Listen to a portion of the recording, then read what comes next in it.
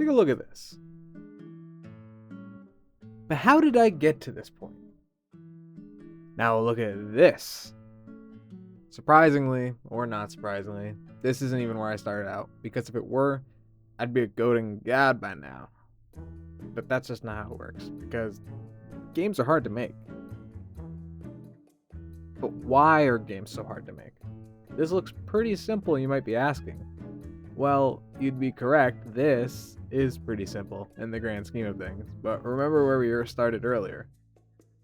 When looking back at these baby projects, we see a lot of improvement over the technical aspect.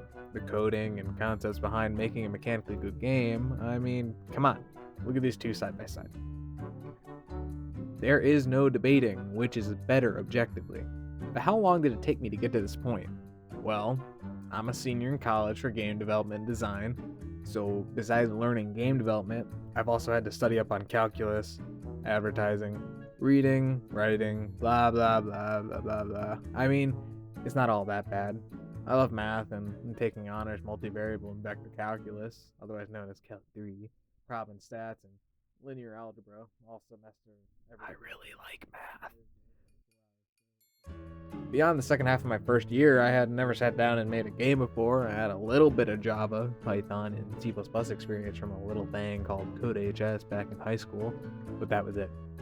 I really didn't know how to make games or how to teach myself to make said games, so I decided to go to university. I'm not going to say which, but our mascot, the tiger. Rah. And who would have known that at college, the first thing they teach you to make games is how to code? Who could have imagined? That's where they would start us out at. Of course, I love coding, so it's easy to say it was my favorite part of learning. None of that AI mumbo jumbo either, since it was 2022 and it was dumber than the rocket was processed on at the time.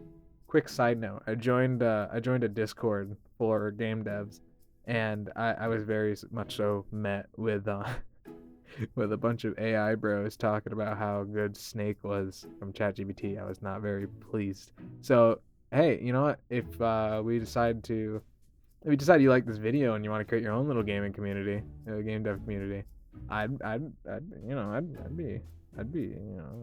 like to help out, make that happen. You know, it'd be cool. If you're against AI like I am as a game developer, I don't know, and leave a comment. Maybe I'll, But by the time the second semester rolled around, we were taking 1, college physics, and 2, the second half of my C# class where they transitioned us to monogame. You know, this small framework that indie titles like Celeste, Stardew Valley, Barotrauma, and Axiom Verge were made on. Nothing big, just some small projects. But the kicker here was that it wasn't an engine. It was a framework. A guide, per se. Just some vectors and textures that gave you all the freedom to do whatever. This all sums up to, yeah, this is complex, basically. You need to know / learn every small niche little thing about the content you want to make, and I have so many projects that I stopped working on just because I didn't know how to do something in an engine like Unity. How do I animate this? How do these two things interact with each other? How do I like and subscribe? Common questions the mortal mind must ask. There really is a real reason every developer on YouTube tells you to start small and make little arcade games. It's not to discourage your big ideas, but to get you familiar with your workspace. For example, you are 100% more likely to give up on large starter projects if you don't know how to navigate half of Unity's built-in systems, or if you don't know how to work something like a singleton. Now, did I listen to any of that advice? Not really, to be honest. I haven't released a fully fleshed out working solo game yet. So how is it that I've improved so much in the past 4 years? Well, to start, I've structured classes. But those can only get you so far, as you're really only as good as how much you work on your passion outside of said classes. Second off, I do have personal projects, like I said, that even though I haven't left my hard drive, have taught me way more than theorizing or watching tutorials alone could ever, really. Not all of your troubles are going to come from the idea itself being complicated. Sometimes you won't have any ideas at all. If we take a look at some of my projects, they aren't exactly game ideas. They're just visualizations of algorithms or a mechanic. I even had a game I made during the summer after my first year that is just CSGO's case opening reskinned. And I don't even play CSGO. Actually, gambling mechanics are a common theme in my personal projects. I have to actively suppress the urge to make more of. It's kind of embarrassing. I really like loot boxes, and yeah, I really like loot boxes. Anyway, whether it's writing a story or coming up with the core gameplay loop, lack of creative inspiration can sap the will right out of you to make games. Now, this is something I struggled with and still do. A lot of developers recommend to join game jams as their entire purpose is to give you an overarching theme, but that becomes a separate problem we'll address in the third act. But yeah, for the goal of just being more creative, sometimes limiting yourself to a theme is what you need.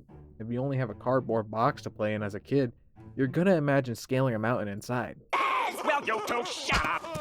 Now, would I say I am a creative individual? I don't know. I'd like to think so, but the lack of creative game ideas and aspects really says otherwise sometimes. I'm an artist who, for better or for worse, makes art that YouTube won't allow me to show, but believe me when I say I could be creative sometimes. God forbid you have a combination of wanting to make games, but it's too complex and you have no creative vision. That's despair. I would know. Now, I know, before you go raging in the comments talking about how the creativity part is where I struggle the most, why was it so short?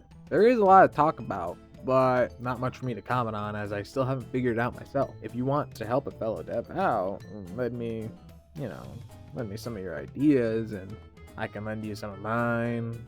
I do have a Discord I haven't used in a while, and I'd be happy to link it.